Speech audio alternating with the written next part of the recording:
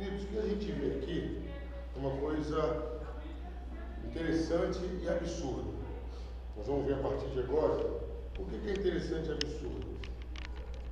Depois desse sermão aqui, no capítulo 4, Pedro e João são advertidos por que é que eles fizeram esse milagre. O interessante é isso, por que eles fizeram esse milagre? Porque o grande problema que a gente vê aqui, primeiro, no versículo 11 para frente, onde nós lemos, a gente vê uma coisa interessante. Até então, Pedro e João eram seguidores de um homem que se dizia Messias, que morreu, ressuscitou. Alguns viram, outros não viram, tinha aquela dúvida. Depois que eles fazem um milagre, a história muda. Todo mundo estava acostumado a ver aquele paralítico sentado. Todo mundo. Aquele homem entra na igreja correndo, estando puro, e aí Pedro aproveita aquele milagre e prega o evangelho. Ele prega. O que assustou aqueles homens? Primeira coisa, quando se trata de pescador, queridos, a ideia que as pessoas têm em mente é o quê? Uma pessoa limitada. Vamos trazer para os nossos dias. Um pescador hoje seria um pedreiro. Você pode imaginar que um pedreiro vai saber pregar muito bem a palavra? Olha, gente, hoje tem um pedreiro aí. Só sobre obra. Só sobre obra. Aí ele pega na sua mão, você tem aquela mão grossa, aí então, pedreiro. Era essa a ideia. Quando eles viram Pedro, falam, pescador. Aí ele levanta, pelo milagre, pelo poder de Deus, faz aquele milagre, aí corre a notícia. Pedro aproveita, muito inteligente, porque hoje a gente não vê. O que a gente vê hoje quando esses pastores renomados fazem um milagre? Está aproveitando para pedir dinheiro, não é verdade? Pede dinheiro, vende livro, vende DVD, mas Jesus, que é bom para pregar, Pedro simplesmente prega Jesus. Então, vocês acham que nós fizemos isso? Não, somos nós, não. Sobre isso, hipótese nenhuma. Quem fez isso foi Jesus. Não fomos nós. E Pedro, ele começa a pregar e ele não economiza palavra não. Ele diz assim no versículo 12, né? Apegando-se ele a Pedro e a João, todo o povo correu atônito para junto deles no pórtico chamado Salomão. Então, quando o coxo andou, ele correu na direção de Pedro. Tipo assim, ele estava grato a Pedro. E todo o povo correu para lá, todo mundo ficou agitado. No versículo 12, à vista disso, Pedro se dirigiu ao povo, dizendo: Israelitas, por que vos maravilhais disto, ou por que fitais os olhos em nós, como se pelo nosso próprio poder ou piedade o tivéssemos feito andar? Olha que coisa interessante aqui. Primeira coisa, Pedro mostra que não foi coisa dele, foi algo sobrenatural. Não foi nosso poder, não foi. Olha outra coisa interessante que eu gostei aqui. Ele fala assim: ou piedade nossa. O que seria isso? Pedro quis dizer o seguinte: o que aconteceu aqui, gente, não foi poder meu, não foi. E nem foi porque eu tinha uma vida muito certa. É isso que Pedro está falando. Que hoje em dia, quando acontece um milagre, o que o pessoal faz? Não que eu orei muito, que eu jejuei muito, que eu fui no monte. Ei, milagre não acontece, não é pela minha vida espiritual, é pela vontade de Deus. Mas o que os homens fazem hoje? A gente liga a televisão. É água que o cara levou no monte. Eu estou levando garrafão de, já viu isso na televisão? Estou levando garrafão de água para orar. Aí essa água você vai beber, sabe o que é bom? Mas quanto que custa aquela água? Custa caro. E as toalhinhas também. Toalhinha, queridos, eu estava vendo, tem até sabonete ungido agora. Pelo amor de Deus, gente. Meu Deus, não precisa disso não. O cara, ó, fui para o monte, fiquei uma semana orando. Se Deus não quiser fazer, Deus não vai fazer. Então Pedro fala isso aqui claramente. Ó, não foi meu poder e não foi a minha vida espiritual que fez isso. O que Pedro nos ensina aqui, queridos? Apontar para o alvo certo. O que quer dizer isso, pastor? O que acontece é tudo feito por Deus. Deus me liga, vamos supor que o irmão Zé Pereira está com uma enxaqueca aí muito grande, muito grande, muito grande. Aí eu vou e oro. Ele, pastor, sumiu. Vai, tá vendo? Vai. É que eu estava de jejum, não foi por isso não. Foi Foi primeiro pela fé dele e depois pela vontade de Deus. É isso que Pedro está falando aqui. Eles correm para Pedro. Pedro disse: Senhor Deus, não tem que correr para mim, não. Você tem que correr para orar. Vai correr no público, se ajoelha, agradece a Deus. É isso que Pedro nos ensina. Aí ele continua. Versículo 13: O Deus de Abraão, de Isaac e Jacó, o Deus dos nossos pais, glorificou ao seu servo Jesus, a quem vós traístes e negaste perante Pilatos, quando este havia decidido soltá-lo. Aí Pedro agora, ele vai falar sobre Jesus. Ele vai pregar o Evangelho. Aí no versículo 16 ele fala: pela fé em nome de Jesus é que esse mesmo nome fortaleceu este homem, que agora vedes e reconheceis. Sim, a fé que vem por meio de Jesus deu a este saúde perfeita na presença de todos nós. O que Pedro faz? Ele some de cena e coloca quem? Jesus. Gente, foi Jesus, gente. É a fé que vem de Jesus, é a fé que é em Jesus que deu todos esses milagres. E Pedro está nos ensinando aquilo que o João Batista falou lá atrás: importa que eu diminua e que ele cresça. Hoje em dia, como está sendo? Como são as propagandas na televisão? Já viu propaganda das igrejas grandes? Não é uma cruz, não é um sepulcro vazio, é a foto do pastor, é a foto disso.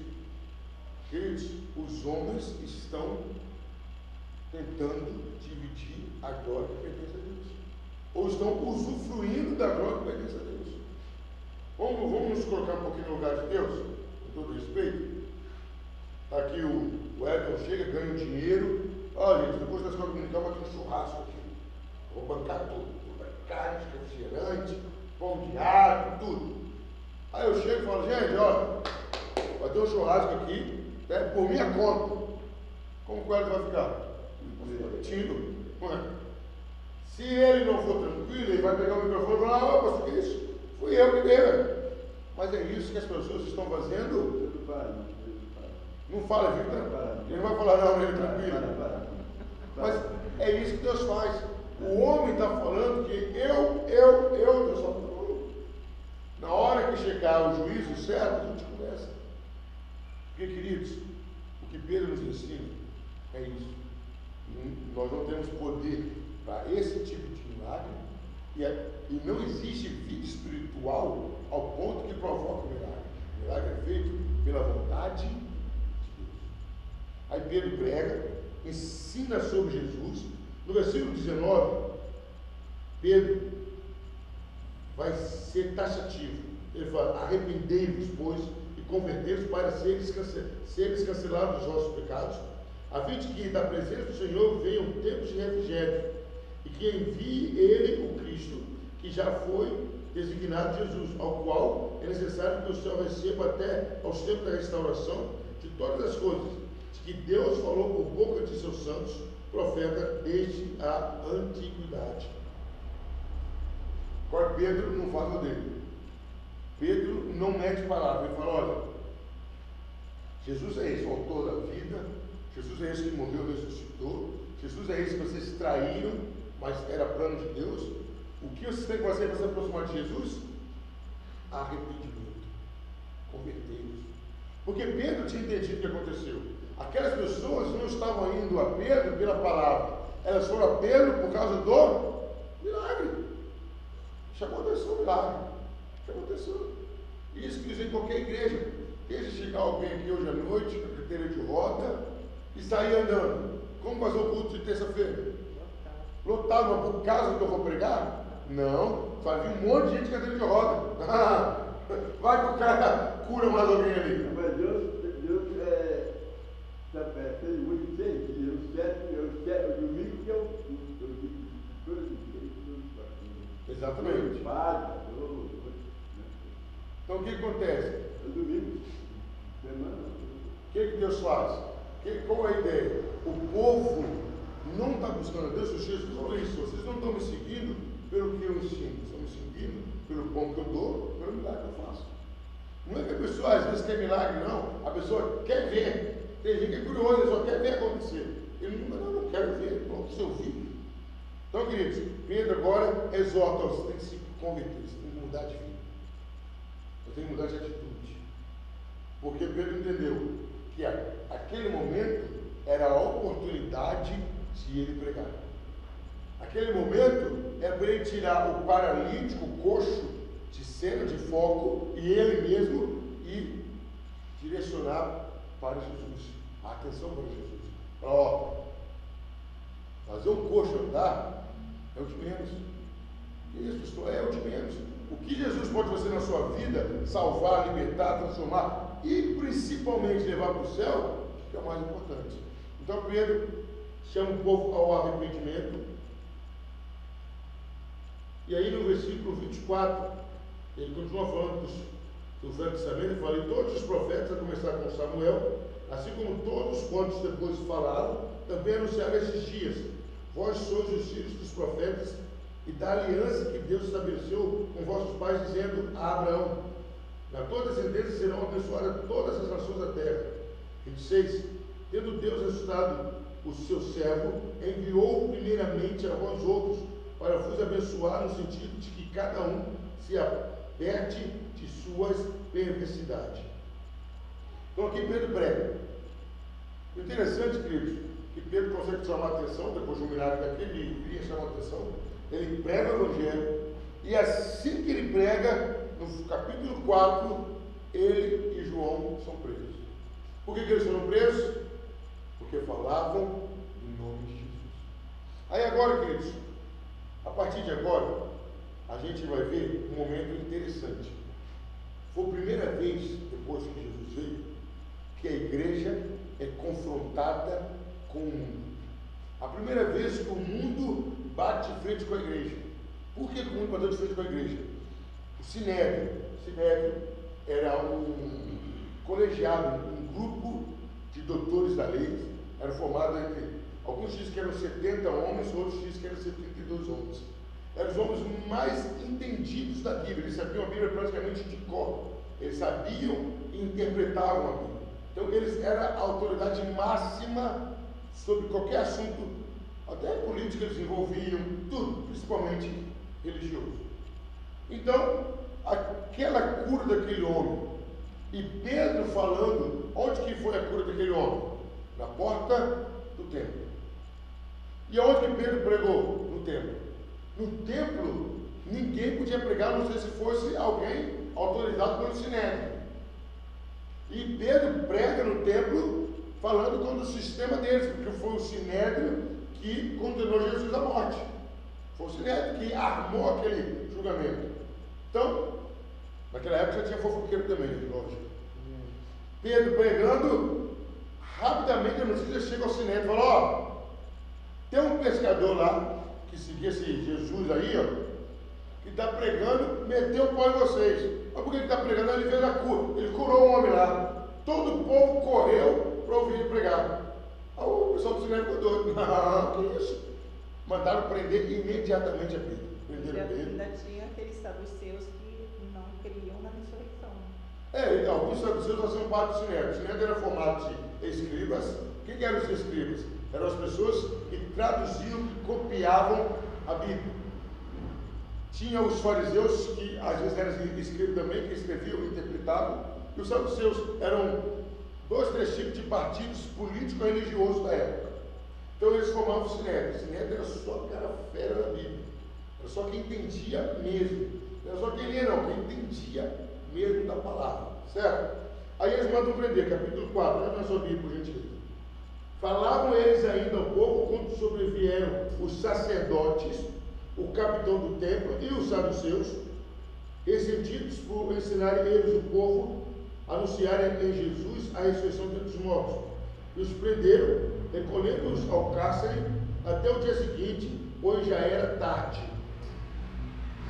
Versículo 4. Muitos, porém, dos que ouviram a palavra, aceitaram, subindo o número de homens a quase 5.000 almas. 5.000 convertidos pela palavra. Pescador pregando e Deus convertendo 5.000 homens.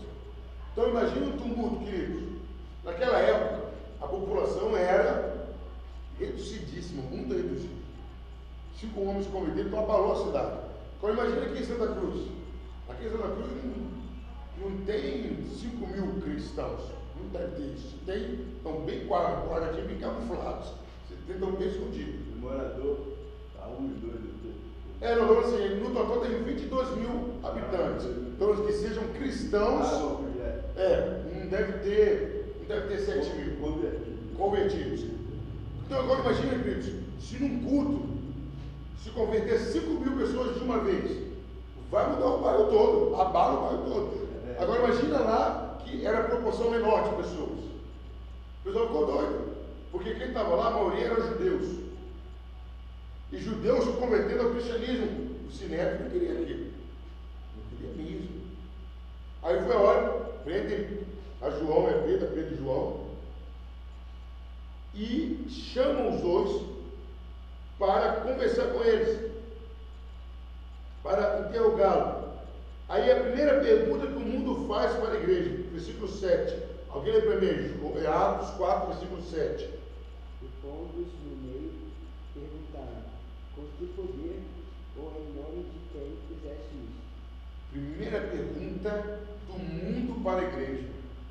Agora imagina, 70 ou 72 anciãos, doutores da lei, conhecendo a palavra, eles ficam no meio, para constranger bem.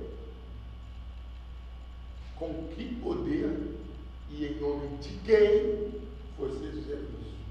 Primeira pergunta que o mundo faz para a igreja, representada aqui por Pedro e João, e o mundo representado pelo Sinédrio, é esse. O mundo quer ver na igreja o poder de Deus. É isso que o mundo quer ver. É isso que o mundo se assusta. Porque por mais que o mundo faça qualquer coisa, eles não dão para nenhuma pessoa o que Deus dá: cura, libertação, salvação e ir para o céu. O mundo pode dar qualquer coisa para mim e para você. O mundo pode oferecer qualquer coisa, mas isso que Jesus faz, eles não fazem. O que, pastor? Cura verdadeira, perdão dos pecados, salvação e levar para o céu. Não tem isso. O mundo não consegue comprar, o mundo não consegue te dar. É aquela alegria que as coisas não estão muito bem, ou você está alegre. O mundo não faz isso, não tem como, porque é algo próprio e particular de Deus. Então a primeira pergunta do mundo foi essa: com que poder? Em nome de quem? Aí Pedro dá uma aula para eles. Pedro dá uma aula, não só de Bíblia, mas de autoridade. O que quer dizer isso, pastor? Uma coisa é você saber, outra coisa é você viver o que você sabe. Pedro não sabia apenas a Bíblia, Pedro vivia a Bíblia. Aqueles homens, o Sinédrio, eram doutores da lei, praticantes da lei, mas naquilo que eles queriam.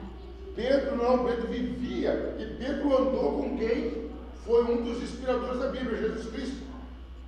Então os homens se assustaram, nós vamos ver daqui a pouco, com a autoridade, com a intrepidez, com a eloquência, com a facilidade que Pedro tinha de falar. Que eles vão colocar um de nós. Vamos pegar aí, quer ver uma coisa simples, bem mais simplória. O cara treinou autoescola, não treinou? Treinou autoescola, treinou, fez a aula prática, teórica. Aí ele vai fazer a prova.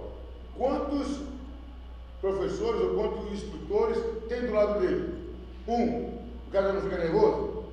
Já fica nervoso, erra certa, esquece o cinto. Agora imagina ser colocado no meio de 70 pessoas que humanamente sabem mais que você. Qualquer um de nós ia tremer. Mas Jesus já tinha avisado isso. Já, pastor, já. Lá em Mateus, Jesus falou: olha, vão perseguir vocês por causa do meu nome, vão tentar matar vocês, vão prender vocês. Mas na hora que vocês estiverem na frente deles, não se preocupe, que eu vou falar com vocês. Foi isso que aconteceu com Pedro. Pedro abriu a boca, mas quem falou foi o Espírito Santo. E o Espírito Santo deu uma aula, deu um show ali, lógico, como sempre. O Espírito Santo, Pedro pregou. Aí, Pedro vai bem profundo, no versículo 11 e 12. Pedro fala assim, ó, 4:11. Este Jesus é pedra rejeitada por vós, os construtores, a qual se tornou a pedra angular. E não há salvação em nenhum outro por abaixo debaixo do céu não existe outro nome dado entre os homens pelo qual importa que sejamos salvos. Por que Pedro usa essa expressão, nenhum outro nome? Se vocês puxarem pela memória, sempre que Jesus tinha uma discussão com os fariseus, ou com os religiosos da época, sobre salvação principalmente, eles apelavam para quem? Nós somos filhos de Abraão, nós somos filhos de Jacó. Não que eu guardo a lei de Moisés. Para os judeus, o nome tinha muito peso. Aí Pedro falou assim: olha, não se engane, não tem nenhum nome que vai poder salvar vocês, a não ser o nome de Jesus. O que Pedro está falando é o seguinte: olha, Abraão, Jacó, Isaac, Moisés, Elias, são todos inferiores a Jesus Cristo. E são mesmo. Só que tem que isso para o Sinédrio foi um choque. Vamos dar um exemplo aqui. É como se a gente fosse chamado, ou a evangelista Fabiana, ou o irmão da Pereira, ou o Elton. Ó, vocês vão pregar lá dentro da igreja católica. O que eles esperam? Que você fale bem de todos os santos, não é isso? Ah, que o Santo Antônio é isso, que o São Benedito. Aí você chega lá e fala assim: ó, o único que cura, salva, liberta e leva para o céu é o teu nome, Jesus. O resto é resto. Qual vai ser a reação deles? Que isso? Como que foi isso? Foi isso que Pedro fez. Pedro disse: ó, ninguém do Velho Testamento salva se não for Jesus, só Jesus salva. É isso que Pedro falou. Pedro disse: ó, esse Jesus que vocês rejeitaram, vocês se sentem os construtores, vocês rejeitaram, ele é a pedra principal da construção que Deus está fazendo. Então Pedro prega o Evangelho até para o Sinédrio. Aí olha o que é percebido por eles, queridos. Versículo 13, alguém lê para mim, por gentileza. Então eles, vendo a ousadia de Pedro e João, informados de que eram homens sem letra e indoutos, se maravilharam e tinham conhecimento que eles haviam estado com Jesus. O que o mundo perguntou para eles? Com que poder? Poderes. Vocês têm poder? Cadê o poder? Em nome de quem? Agora, quem que o mundo viu neles? Intrepidez, ousadia, filho de determinação. Por que viram isso? Ele era deles mesmo? Deixou claro que eram homens iletrados e incultos, homens que não tinham preparação humana, homens que não tinham conteúdo humano. Mas olha que coisa bonita. O que é que o mundo viu através deles? Jesus. É isso. É isso que às vezes o mundo não está vendo mais. Quando a gente vê, eu não sou contra, não, eu tenho estudo, sou formado em faculdade de teologia. Mas quando o mundo olha para alguns pastores, eles não estão vendo mais Jesus, estão vendo que o cara é psicólogo, é historiador, o cara é isso, o cara é aquilo. Pedro e João não. Eles deixaram perceber nitidamente que não eram eles que estavam ali, era Jesus. E é isso que o mundo está precisando ver. O mundo não vê mais Jesus. O mundo vê homens que usam o nome de Jesus. Pedro não. Eles olharam, olha a intrepidez, olha a coragem, olha a ousadia, olha a determinação de Muita igreja abre aí, fecha, né? Hã? Muita igreja aí abre, e vão pensar em pastores, até. Exatamente. Até diácono abre isso. Diácono até vai. Exatamente. Quantas igrejas fecharam? Mas por quê? Eles abriram a igreja, não estavam preocupados em levar o nome de Jesus. O nome de Jesus. Era o nome deles. Porque aí, queridos, o povo, não, a igreja tem que estar cheia, é bom, está cheia, está cheia. Mas nós temos que entender o seguinte, que Jesus, lembrei agora, vamos obrigado. Jesus passou em Samaria para salvar uma mulher. Foi isso. Jesus passou em Samaria, o território que judeu não passava. Jesus passou ali para salvar uma mulher que tinha um passado totalmente duvidoso não era real. A mulher já tinha tido 5 maridos e estava com um amante agora. Mas Jesus foi lá para salvar aquela mulher. Então é isso que Jesus passa. Oh, vocês estão preocupados com multidão? Beleza, eu quero muita gente, mas eu quero salvar vidas. Eu quero ver vidas salvas. Eu quero ver cada dia que passa um Zé Pereira firme na palavra, aprendendo. Eu quero ver um adolescente como Wellington firme na palavra. Virão tentações, virão, que tem que vir mesmo. mas ele está firme na palavra, não está baseado numa campanha, não está baseado numa superstição evangélica, não, ele está na palavra. Eu quero ver firme uma mulher que mudou de vida e está se alimentando da palavra. Para Jesus é isso. Pode ver, quando Jesus ele ensinava milhões de pessoas, ele chamava um grupo. Ele ensinava aquele grupo. E quando eram milhões de pessoas, ele descia o chicote. Então, queridos, o que a gente vê aqui com Pedro e João? Que Jesus transpareceu. Aí a gente vê algumas reportagens de alguns pastores. O que é o comentário do povo? Fulano de tal matou a pau. Nossa, fulano de tal sabe muito. A glória de Deus foi para onde? Queridos, eu sou da época, já ouvi história, já vi história, que uma pessoa, uma vez, uma cigana, chegou e pediu para ela a mão do pastor. O pastor deu a mão. Tá bom. Quando ele deu a mão para ela, a mulher caiu endemoniada e expulsou o demônio. É isso. Não é argumento humano que vai convencer Gabi Gabriela, não é argumento humano que vai convencer Jean Willis, não é Marta Suplicy, não é argumento humano, não. É a presença do poder de Deus que vai fazer as pessoas caírem de joelho. É quando as pessoas começarem a ver Jesus na gente que vai mudar a história. Amém? É isso que faz a diferença. Não é eu chegar sem cara, meu filho, senta aqui, meu filho, e prego. Não é isso, não. Não pode obrigar, não pode fazer. Exatamente. Espontânea vontade. E o que desperta isso nas pessoas? Eles verem em mim Jesus Cristo. Foi isso que o Sinédrio viu. O Sinédrio não gostava de Jesus, odiava Jesus. Não era fã de Pedro, não era fã de João, mas falaram que, esses caras tiveram uma preparação diferente, não tem jeito. Aí, continua. Lá no versículo 20, para a gente analisar mais um pouco, versículo 20. Vamos voltar um pouquinho.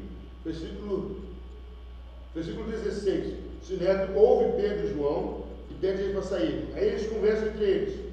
Versículo 16. Que faremos com estes homens? Pois na verdade é manifesto a todos os habitantes de Jerusalém que um sinal notório foi feito por eles e não podemos negar. O Sinédrio falou: não tem jeito. Não tem jeito. Está público. Todo mundo está sabendo que eles fizeram um sinal grande. É visível. É de conhecimento geral que eles não quiseram falar, mas se falar, foi Deus que fez. O que nós vamos fazer com esses homens? Porque agora as pessoas vão dar ouvido pelo que eles fizeram. Aí eles chamam Pedro e João e eles dão uma orientação a eles. Olha só o versículo 17 de julho. Olhem para mim, por gentileza. Mas, para que não se divulgue mais entre o povo, ameacemos, para que não falem mais nesse nome, a homem algum. E chamando-os, disseram-lhes que absolutamente não falassem nem ensinassem no nome de Jesus. Eles chamam Pedro e João, ameaçam-os, falam: olha, vocês estão proibidos de falar e ensinar sobre Jesus. Pode ir, se tem embora, pode ir. Mas não pode falar sobre Jesus. O mundo tentando calar a igreja. O mundo tentando calar a igreja. O mundo tentando calar a igreja. O mundo tentando parar a igreja. E queridos, nós estamos aí vivendo no Brasil essa guerra aí, homofóbica, que homossexual, libera, e vão pro Congresso, tem que ir para o Congresso, tem que ir para o Congresso, tem que ter deputado, tem que ter tudo isso.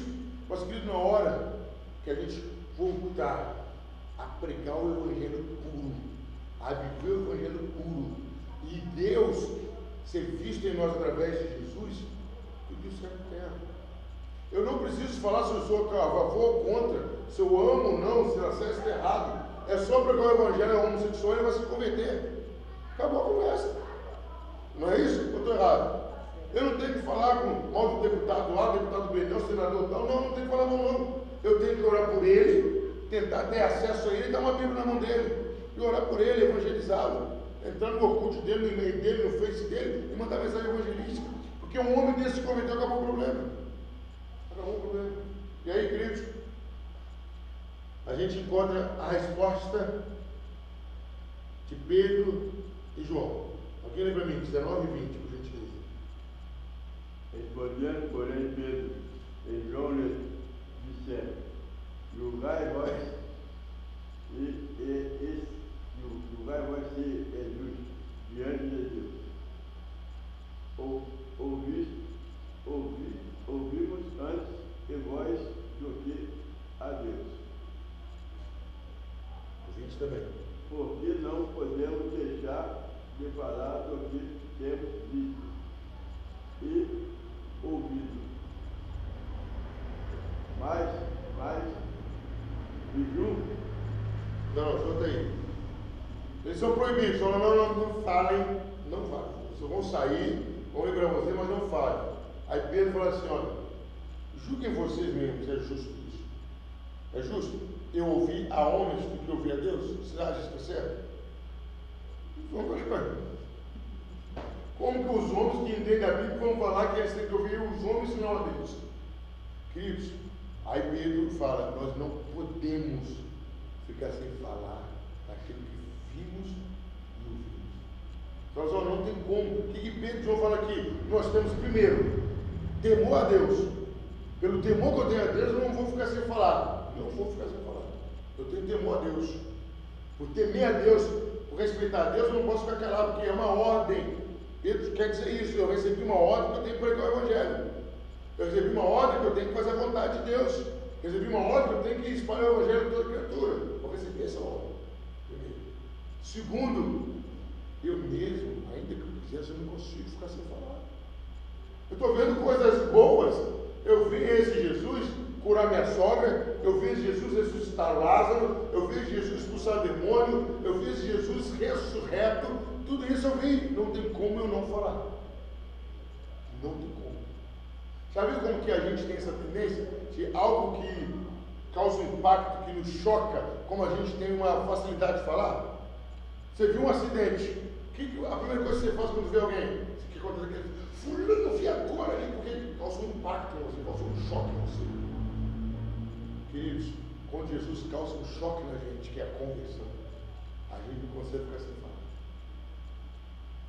A gente fala, a gente prega, a gente não consegue ficar parado, não que Jesus me curou, não que Jesus me ensinou, não que Jesus, a gente não consegue ficar sem parar. Foi na quinta noite da noite, saí para os meus problemas lá no frade, chovendo, mas ela foi no serviço do conhecido meu lá, fui lá, o nome dele é Meio, aí estão conversando, o cara reclamando de dor, não que apareceu, vou ter que fazer quimioterapia, estou com dor aqui, estou com dor. Aí disse que ele estava no telefone, chegou um rapazinho, mas eu não estou na igreja, não conheço ele bem pequenininho. Eu joguei pesado com ele, o que foi? Você não está na igreja? Não. Botando a cabeça em outro lugar? Não. Caiu com um parafuso? Você é doido. Falei, você é minha coisa, você é doido, você não está na igreja? Criado na igreja? Aí comecei a explicar para ele, aí quando ele acabou o telefone, vamos morar aqui, vamos morar. Aí eu olhei por eles. Fiz uma oração simples, Senhor, toca nessa vida. Aí no outro dia passei lá. E ele dá uma maior empolgação. Gente, não tomei nenhum remédio aqui, ó. Não estou com dor nenhuma. Sumiu. Aí eu falou assim, a sua oração, não. Minha oração não tem isso, maluco. Foi a sua fé em Jesus. Foi a sua fé em Jesus. Então ele estava entusiasmado porque ele recebeu algo bom, algo de impacto. É isso que Pedro está falando. Quando Pedro falou assim, eu não tenho como ficar sem falar. Pelo que eu tenho ouvido, pelo que eu ouvi e o que eu vi, não tem como. Queridos, nós os cristãos temos que ser assim. Não tem como eu ficar sem falar, não tem como eu ficar sem reagir pelo que Deus vai fazer na minha vida. Se a gente puxar pela nossa memória, queridos, pastor, mas eu nunca vi um grande milagre, isso é absurdo. Nós somos milagres constantemente. Essa semana, 2 jogos, um jogo morreu. Foi direto nele, mas aquela bala podia ter sido uma bala perdida, podia ter atingido um de nós. Então nós somos um milagre. Se estamos vivos, nós somos milagres. Nós não podemos ficar sem falar. E a última parte do capítulo 4, a gente encontra a igreja em oração. O que acontece? Pedro e João são soltos. Eles saem como? De lá. Alegres. Ele está insatisfeito porque eles estavam sofrendo por causa da obra de Deus. Eles estavam presos por causa da obra de Deus. Aquilo para eles era um motivo de alegria, porque eles estavam entendendo que eu estou conseguindo incomodar o mundo ao ponto que me prendam. Essa é a alegria deles, não estavam tristes não, eles estavam alegres. Eu fui preso por causa de Jesus, eles estavam alegres. Eles reúnem a igreja a partir do versículo 23 e eles começam a orar. Eles começam a pedir misericórdia, eles começam a apresentar a Deus a causa deles. Olha, Senhor, o que aconteceu? Olha, Senhor, o que nós passamos? Versículo 24. Dê para a gente aí o eco, por gentileza. E ouvindo eles isto, unânimes, levantaram a voz a Deus e disseram: Senhor, Tu és o que fizeste o céu e a terra e o mar e tudo que neles há. Então eles começam a orar, agora no 27, por gentileza. Porque verdadeiramente contra o teu santo Filho Jesus, que tu se ajustaram não só Herodes, mas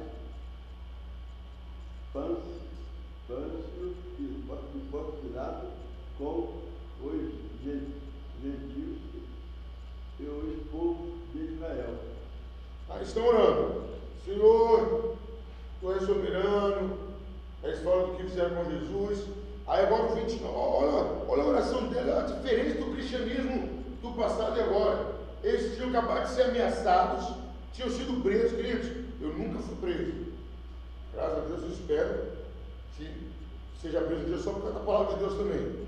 Mas passaram uma noite na cadeia, querido. Não tinha televisão lá, nem se tivesse não teria, não tinha colchão confortável, nada disso. Eles passaram uma noite na cadeia e eles saem de lá satisfeitos e olha o que eles oram no versículo 29. Agora, pois, ó Senhor, olha para as suas ameaças e concede a teus servos que falem com toda ousadia a tua palavra. Oh, Jesus amado. Os homens foram presos porque pregaram com ousadia e eles oram para o Senhor, me dá mais ousadia. Qualquer outra pessoa fala: não, Senhor, já fiz meu papel, fui até preso, para mim tá bom, senhor, tchau. Eles não, Senhor, aumenta a minha ousadia. Eu quero mais, eu quero pregar mais. Foi isso que eles fizeram. Eles não oraram para reclamar com Deus. Eles oraram para reclamar com Deus? Senhor, fui preso. Cadê o Senhor? Você me deixou sozinho uma noite lá, Senhor. Não, eles oraram para Deus dar mais coragem para eles. Senhor, não deixe que esse problema venha me intimidar, não deixe que essa situação difícil venha me parar, não, Senhor. Eu quero que o Senhor me dê mais. E ainda eles foram além. Eles pediram o quê? No versículo 30.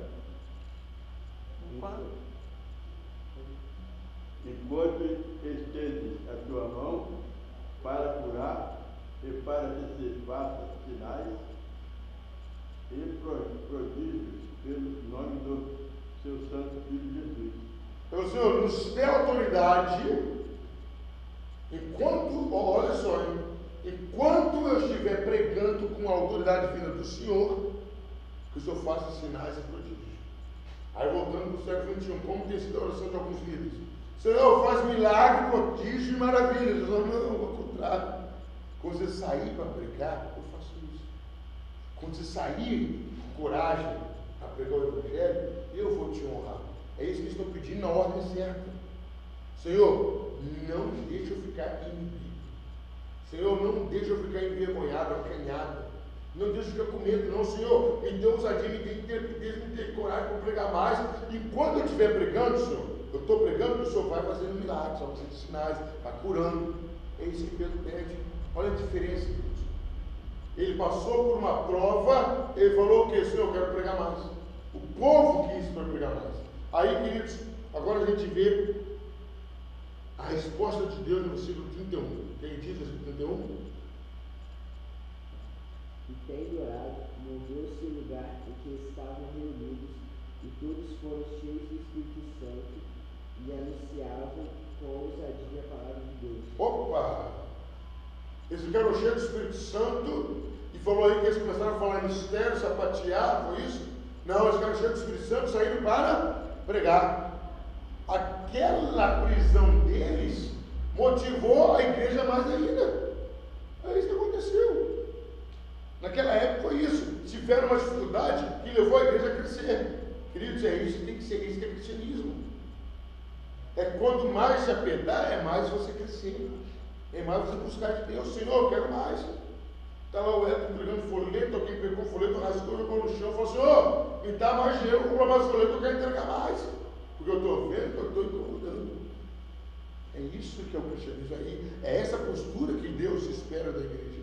Uma postura de ousadia, de determinação. Aí agora eles vão falar um pouco sobre como que a igreja vivia. Essa igreja que era de oração, que buscava. Versículo 32. Que era o coração e a alma da multidão dos que criam, e ninguém dizia que coisa alguma do que possuía era sua própria, mas todas as coisas eram comuns. E está falando, a primeira coisa que a igreja tinha, comunhão. Ninguém falava: isso é meu, isso é meu, isso é meu, isso é meu. Não, era tudo em comum. Ninguém considerava nada seu mesmo. A igreja não era só uma igreja que pregava, mas era uma igreja que tinha comunhão. Era uma igreja que tinha virado uma família. Era uma igreja que dividia problemas, mas dividia a bênção também. Já viu como que os crentes hoje em dia têm facilidade de dividir problemas? Eu estou com um problema, me conta aqui à frente, pede oração. Mas quando ele recebe a bênção? Some. Tem um caso aqui que até passei para a Fabiana ontem na mensagem. Uma pessoa vem aqui, fez um voto, né? O que eu vou fazer, o que eu vou acontecer? Quem mandava mensagem, ele não respondia, às vezes. Aí ontem ele respondeu a mensagem: estou num deserto, estou passando um problema sério. Por que ele contava na bonança e não procurou? Só contava na prova? Ele foi ontem também, manhã cedo, 8 e pouca, o telefone tocou. Eu nem te falei, o presbítero do caso. Era uma pessoa que tinha ido numa igreja, mudou para outra igreja, aí apareceu um problema familiar. Ligou para quem? Pastor Camargo. Aí ficou fácil, né? Na hora que vai cair o raio, vamos outro para dar raio. Ministrei, falei, tudo. Então o que acontece? Quando a pessoa está na bonança, ela não procura. A igreja, antigamente não. Está todo mundo bem? Vamos reunir aqui, vamos dividir, todo mundo vai comer junto, todo mundo comer igual, nada de ninguém, de todo mundo.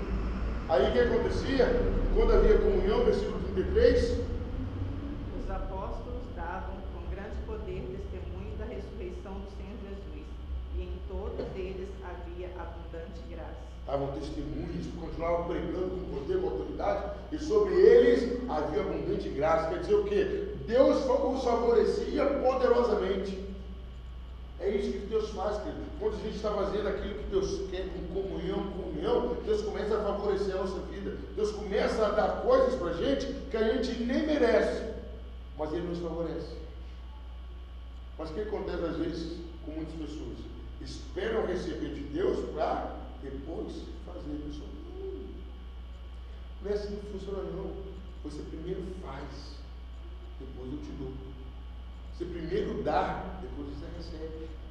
Mas já inverteu a ordem, não? Primeiro, Senhor, assim que o Senhor me der, eu faço. Eu falo, você vai ficar muito tempo sem receber. Primeiro você tem que fazer, meu filho. Você tem que fazer.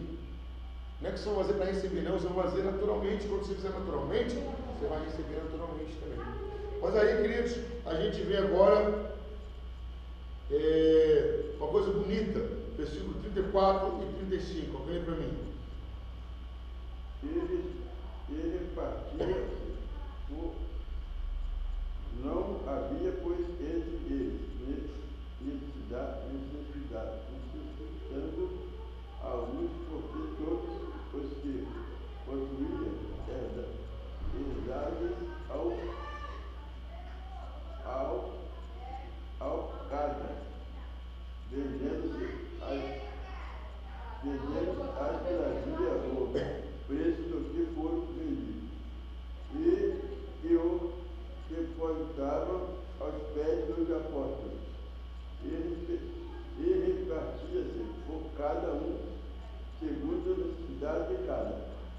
queridos, agora aqui os apóstolos, as pessoas convertidas, estavam vivendo o sermão do monte que Jesus pregou lá em Mateus. Eles não eram presos a nada. Olha o que eles falavam, eles vendiam o que eles tinham, pegavam o dinheiro, colocavam no pé dos apóstolos e falavam assim, ó, administra aí para o povo. Não havia necessidade, não havia necessitados e nem necessidade entre eles. Não havia. Por quê? Eles se doavam, então um ajudava o outro, um recebia o outro, era a comunhão que Deus precisava. E agora, queridos, apareceu um personagem aqui, novo, diferente, que vai ser de um papel fundamental no livro de Atos. Versículo 36 e 37. Então, José, cognominado pelos apóstolos Barnabé, que traduzido é filho da consolação, levita, natural de Chipre, possuindo uma herdade, vendeu-a e trouxe o preço, e depositou aos pés dos apóstolos. José, chamado de Barnabé, quer dizer filho da consolação, filho da exortação. Quem era José, queridos? Era um homem que tinha uma reputação de comportamento brilhante. Herdade, aqui, era uma fazenda com propriedade, com uma casa dentro, um casarão. Ele pegou, vendeu, trocou o dinheiro todo aos pés da apóstolos. É esse Barnabé que nós vamos ver lá na frente, bem lá na frente, que foi o braço direito de Paulo. O primeiro a acreditar na conversão de Paulo. Foi esse Barnabé. O que chama atenção para a gente, Barnabé, queridos, que foi um homem totalmente desprendido dos bens materiais. Aí a gente volta mais uma vez no Sermão da Montanha, que Jesus falou que, ó, se alguém quiser tomar sua túnica, dê sua capa. Se alguém quiser dinheiro emprestado do seu, não corre não, vai lá e empresta. Se alguém está fazendo dificuldade, não corre não, dê a ele. Mas pastor, hoje em dia está difícil. O cristianismo não mudou. Concorda comigo? Já viu como que a gente arruma desculpa para justificar o nosso cristianismo? Ah, os tempos mudaram. A gente não está falando dos tempos, a gente está falando do quê? Do cristianismo. O cristianismo não mudou. A ideia do cristão, queridos, é uma só. Eu não sou cidadão do mundo. Eu não sou cidadão dessa terra. Eu sou cidadão dos céus. Então, todo o meu interesse tem que ser celestial. Toda a minha prioridade tem que ser celestial. Toda ela. Vamos dar um exemplo simples aqui, como que a gente sabe fazer a coisa certa em algumas áreas. Vamos dar um exemplo. O Wellington. Vamos supor que o Wellington quer ser aí um juiz. Ganha 20 mil por mês. Fora as regalias. Aí o Wellington tem uma prova dia 20 de junho. Eu tenho um mês para estudar mais ou menos. E o chamam para participar de um torneio de skate. O que ele vai priorizar? O quê? Vitória. Hã? O que você vai priorizar sendo uma pessoa inteligente? O quê? Se for inteligente, aprova.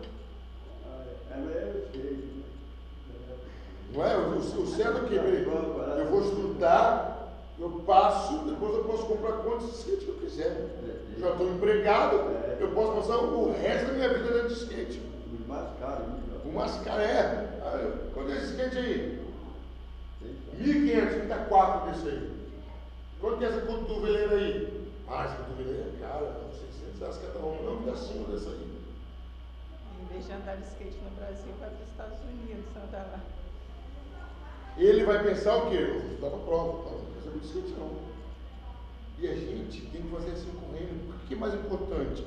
A minha vida aqui ou ir para o céu? Ah, pastor, você pode estar longe, não pode estar mais perto do que a gente imagina. Você acha que ele vai viver mais 20 anos?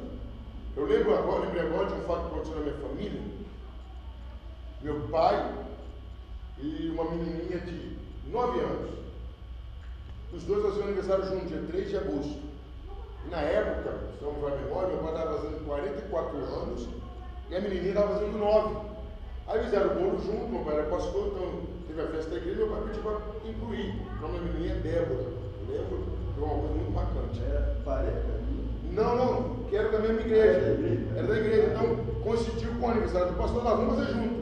O nome dele era Débora.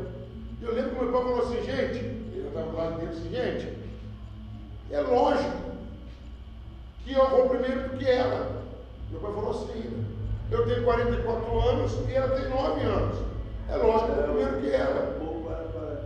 Queridos, depois de 6 meses, o menino teve uma meningite e morreu. E no velório meu pai falou isso ainda. Está vendo porque a gente tem que estar preparado? Eu mesmo falei que eu ia morrer primeiro que ela. Bem mais velho, pela lógica. 44 outro 9, 44 foi primeiro. A tendência é mais velho. Mas quem que a gente... Exatamente. Exatamente. Não, hoje é os pais enterrando os filhos. Exatamente. Hoje. Antigamente eram os filhos que davam os pais. Mas o que é isso? Eu jamais minha mãe esperaria me enterrar. Jamais minha mãe esperaria me enterrar. Não é? Geralmente nós, os filhos, enterramos os pais. Mas o que a vida, principalmente Deus, quer nos ensinar com isso? Eu tenho que estar preparado. Eu tenho que estar preparado, porque isso pode acontecer a qualquer momento. Eu sou cidadão dos céus. E é isso que José Barnabé nos ensinou. Foi o quê? A prioridade dele não era as propriedades que ele tinha, era o reino de Deus. Barnabé, nós vamos ver mais para frente, que ele abria mão de tudo para favorecer o reino de Deus. Tudo. E ele começou mostrando o lado financeiro. Queridos, por isso que a igreja de Atos dos Apóstolos, Jerusalém, a igreja primitiva, foi uma igreja que cresceu assustadoramente. Cada vez que Pedro pregava, era 3.000 almas, depois 5.000 almas. Era uma igreja, ela teve seus problemas, que nós vamos ver aqui também, teve seus problemas, mas não foi por ausência de comunhão ou de unção, foi por ausência de administração, foi outra coisa. Mas querido, o que nós aprendemos no capítulo 4, 3 e 4 de Atos? Primeiro, nós não temos que viver em função do milagre, nós temos que viver em função de Deus. O milagre é vir naturalmente. À medida que Deus vê a sua precisão, a sua necessidade, Ele vai fazer. Segundo, não importa a circunstância que viemos a ser colocados, temos que continuar pregando o Evangelho. Temos que continuar sendo sal da terra e luz do mundo. Terceiro, nós temos que sempre estar com as nossas vozes erguidas, porque o mundo sempre vai questionar a gente. Com que poder, com que autoridade, com que palavra. E, queridos, você pode ter certeza disso. A sua perseverança chama a atenção do mundo. Não é só você fazer coxo andar, cego, enxergar, mudo, falar não. É a sua perseverança que faz a diferença.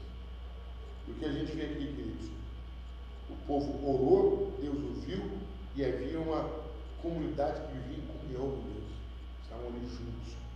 A igreja de Atos dos Apóstolos era uma igreja que inspirava as pessoas a viver no cristianismo.